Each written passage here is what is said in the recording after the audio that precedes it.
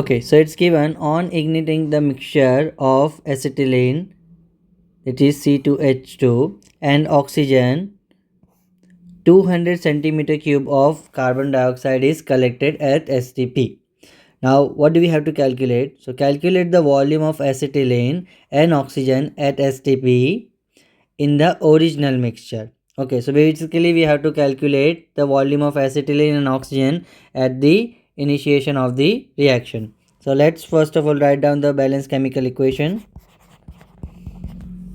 So acetylene is hydrocarbon, which is C2H2. So whenever any hydrocarbon burns, it releases carbon dioxide and water. So let's write down the chemical equation, which is C2H2 plus O2 gives you CO2 plus H2O. Now on the LHS we have a 2 carbon, and in the RHS we have only 1, so we'll balance by multiplying with 2. On the LHS we have 2 hydrogens, and in the RHS also we have 2 hydrogen. So let's calculate the oxygen. So there we have 2 oxygen atoms. Here we have 2 to the 4 plus 1, which is again 5 O atoms. So what do we do over here?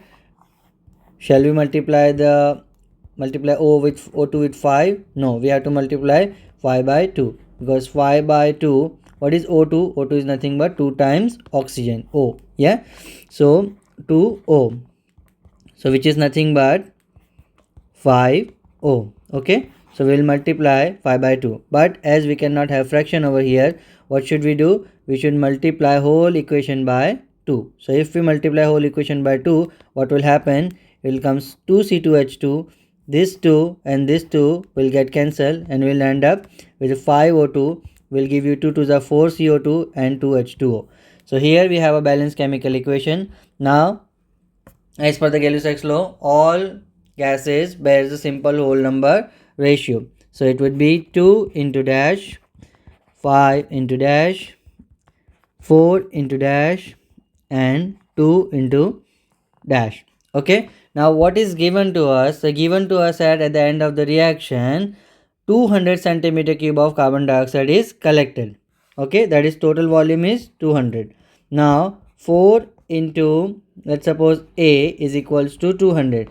So what will be the value of A? 200 divided by 4, which is nothing but 50, right? So 50 comes over here, 200, 50 over here, 50 over here, and 50 over here as well, right? Now let's try to calculate. So if 2C2H2, let's say C2H2 and O2. So if 2C2H2 are reacting with oxygen to give 4 carbon dioxide, then if with there we have a 2 carbon dioxide, then how much C2H2 would be required? So value of X would be, X is equals to 200 into 2 divided by 4. 202 divided by 4, which is 2, and it is 100. So 100 centimeter cube of acetylene, which is C2H2, would be required. Now O2 and CO2. So now we know that 5 oxygen is required to produce 4 carbon dioxide. 5 oxygen required to produce 4 carbon dioxide. So if we have 200 carbon dioxide, then how much oxygen would be required? So value of X. So again X would be equal to 200 into 5 divided by 4.